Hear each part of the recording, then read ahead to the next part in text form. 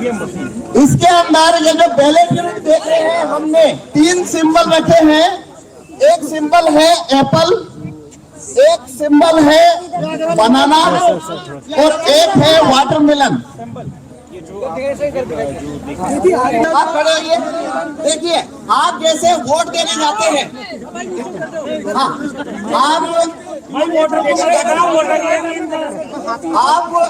आप जैसे वोट देने जाते हैं, अपना वोट देते हैं।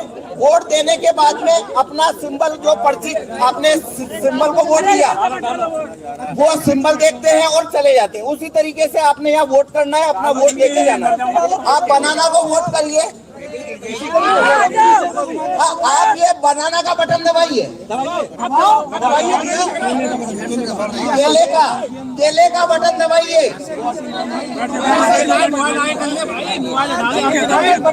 हाँ, अब इधर आइए, क्या दिखा? केला देख लिया आपने? देखिए केला दिखा, थोड़ा गुस्सा घुमाइए सर। अभी लाइट बंद हो गया, 7 सेकंड नहीं चलता। आपने क्या केला आया ही नहीं। आपने क्या देखा? केला। हमने किसे वोट दिया? केले को। अब हमें एक वोट और चाहिए, आप भी दीजिए, केले को वोट दीजिए, केला को वोट दीजिए। ठीक है, हो गया वोट आपका। क्या करेंगे? अब देखना, देखिए सिंबल देखिए, केला आया। आप देखिए इसमें केला दिख रहा है, देखिए। इधर यार, तुम उसमें रुक जा भाई, मेरा तो यार उसमें डाल दोगे तो उसमें डाल दोगे, किसी नहीं आएगा। हमने 2 वोट दिए हैं, हमने 2 वोट दिए। दोनों कौन सा सिंबल देखा? दोनों ने केला देखा, दोनों ने केला दबाया, तो इसमें से 2 वोट निकलना चाहिए बनाना। लेकिन यह देखिए एप्पल निकल रहा है। सर इधर इधर सर,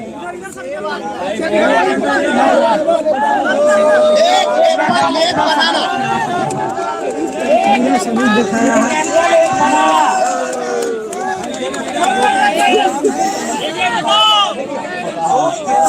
हेलो, एक एप्पल और एक बनाना, एक केला, एक सेब। नमस्कार साथियों, क्या चुनाव आयोग को इस समय बैलेट पेपर से चुनाव करा देना चाहिए? जिस प्रकार से जनता की आवाज़ उठ रही है, एक एक लोगों के विश्वास में आ रहा है कि इस समय ईवीएम निष्पक्ष नहीं है। लोगों को ये भी लग रहा है कि ईवीएम में कुछ न कुछ धांधली हो सकती है। सुप्रीम कोर्ट के वकील, सोशल एक्टिविस्ट से अन्य सामाजिक संगठन के लोग जब वो चुनाव आयोग से मिलने का समय मांगते हैं तो चुनाव आयोग उसको मिलने का समय नहीं देता है। जब वो मिलने जाते हैं तो उनको गिरफ्तार कर लिया जाता है। और विपक्ष के इंडिया अलायंस के भी वो मांग करते हैं कि चुनाव आयोग से मिलने के लिए, तो वो चुनाव आयोग उनको मिलने का समय नहीं देता है।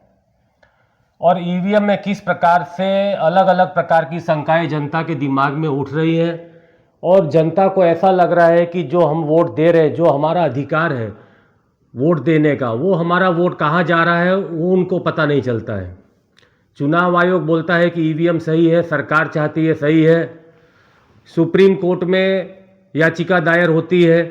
अलग अलग प्रकार से ईवीएम के लिए देश में एक देशव्यापी एक आंदोलन धीरे धीरे बनते जा रहा है। आज फिर सुप्रीम कोर्ट के वकील हो, एक्टिविस्ट हो, फिर आज वो धरना करने वाले हैं 1 दिवसीय, और लोगों को जागरूक करना चाहते हैं कि ईवीएम हैक हो सकता है। और उन्होंने मांग किया है कि मेरे को 50 ईवीएम दे दीजिए, हम लोग हैक करके दिखाते हैं उसके अंदर क्या क्या गड़बड़ियाँ हो सकती है, क्या सेटिंग हो सकती है।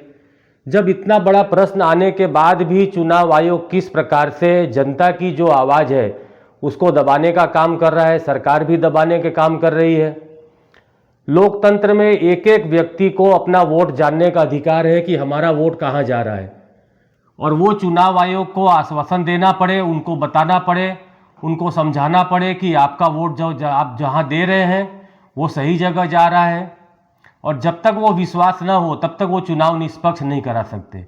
निष्पक्ष चुनाव तभी हो सकता है जब एक एक जनता में विश्वास हो कि हमारा जो वोट है, हमने जिसको दिया वहीं पर गया।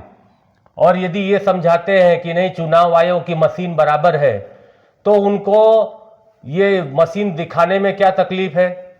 मशीन जो मांग रहे हैं सुप्रीम कोर्ट के वकील कि आप मुझे 50 मशीन दे दीजिए, जो पैसा भरना होगा वो भी भर देंगे, फिर आपको वापस भी कर देंगे। तो चुनाव आयोग को दे देना चाहिए और उनको प्रामाणिकता दिखानी चाहिए कि हम आपको दे रहे हैं, आप इसमें देख लीजिए, कोई गड़बड़ी नहीं है, इसमें कोई कर भी नहीं सकता है। तो एक प्रकार का ऐसा मैसेज जाएगा कि लोकतंत्र में कि जो जनता द्वारा चुनी हुई सरकार होती है उसमें किसी का हस्तक्षेप नहीं होता है, सरकारों का दबाव नहीं होता है और चुनाव आयोग भी निष्पक्ष है। लेकिन जिस प्रकार से चुनाव आयोग की नियुक्ति के लिए भी सरकार ने संसद में बिल पास कर दिया, सुप्रीम कोर्ट के जज को उसमें से हटा दिया कि वो नियुक्ति में नहीं रहेंगे, तो इससे एक लोगों को और शंका बढ़ी कि आखिर सरकार, चुनाव आयोग किसके दबाव में रहेगा। चुनाव आयोग वही करेगा जो सरकार, जिसकी भी सरकार होगी वही उसका कहना मानेगा।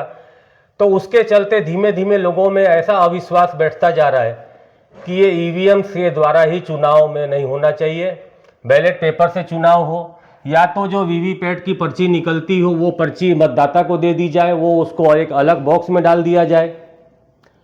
विकसित देश जितने भी हैं भारत के बाहर, सभी जगह वो बैलेट पेपर से चुनाव करा रहे हैं और हमारे यहाँ ईवीएम से मशीन से चुनाव हो रहा है। बोलते हैं कि समय की बर्बादी होगी। जो विकसित देश हैं उनके पास समय की कमी है तभी वो बैलेट पेपर से ही चुनाव करते हैं, और जिनके पास समय ही समय है, बेरोजगार है, वो बोलते हैं कि हमारे पास समय नहीं है, उसमें बहुत ज़्यादा समय लगता है, तो वो ईवीएम के ऊपर ही लगे हुए हैं। तो एक बड़ा आंदोलन, जन आंदोलन तभी हो पाएगा कि जब इंडिया अलायंस के विपक्ष के सभी दल भी और आम जनता, सभी लोग एक साथ सड़कों पर आए, आंदोलन करें और सरकार को जगाएं, चुनाव आयोग को जगाएं कि नहीं, ईवीएम से चुनाव नहीं होगा, बैलेट पेपर से ही होगा। नहीं तो कुछ चंद वकील जाएंगे, अलग अलग याचिका दायर करेंगे, तो उनका कोई सुनने वाला होगा नहीं। जब तक वो जन आंदोलन नहीं बनेगा तब तक सरकार ईवीएम को हटाएगी नहीं। चुनाव आयोग तब तक उसको बनाए रखेगा जब तक जन आंदोलन न बने। जब उनके ऊपर ऐसा प्रेशर आएगा कि नहीं, अब ये वीवीपैट, ईवीएम को हटाना पड़ेगा, बैलेट पेपर से ही चुनाव कराना पड़ेगा, जनता में एक एक जगह आवाज़ उठानी पड़ेगी, विपक्ष के नेताओं को, इंडिया अलायंस को जनता के बीच में जाकर आवाज़ उठानी पड़ेगी कि जो आप वोट दे रहे हैं वो निष्पक्ष नहीं है। उसमें कई प्रकार की शंकाएं हैं, वो शंकाएं दूर करने के लिए चुनाव आयोग या तो मशीन दे दे, जो मांग रहे हैं लोग कि हम उसको चेक कर लें उसमें क्या क्या हो सकता है, या तो वो बैलेट पेपर से चुनाव कराए। नहीं तो फिर लोकतंत्र का किस प्रकार का मजाक उड़ाकर लोकतंत्र की हत्या हो रही है, लोगों के दिमाग में ये भी है। अब लोगों के दिमाग में ऐसा हो गया है कि ये लोकतंत्र हाईजैक कर लिया गया है, सभी संस्थाएं सरकार ने कब्जे में लेकर अपने अनुरूप काम करा रही है। तो एक निष्पक्ष लोकतंत्र कराने के लिए चुनाव तभी हो, संविधान को बचाने के लिए वीवीपैट, ईवीएम को बैन करके बैलेट पेपर से चुनाव कराए। लोगों की मांग है, जनता की मांग है, उसको सरकार को और चुनाव आयोग को तुरंत ही ध्यान में लेकर काम करना चाहिए, जिससे उसकी भी प्रामाणिकता बनी रहे। जय हिंद, जय भारत।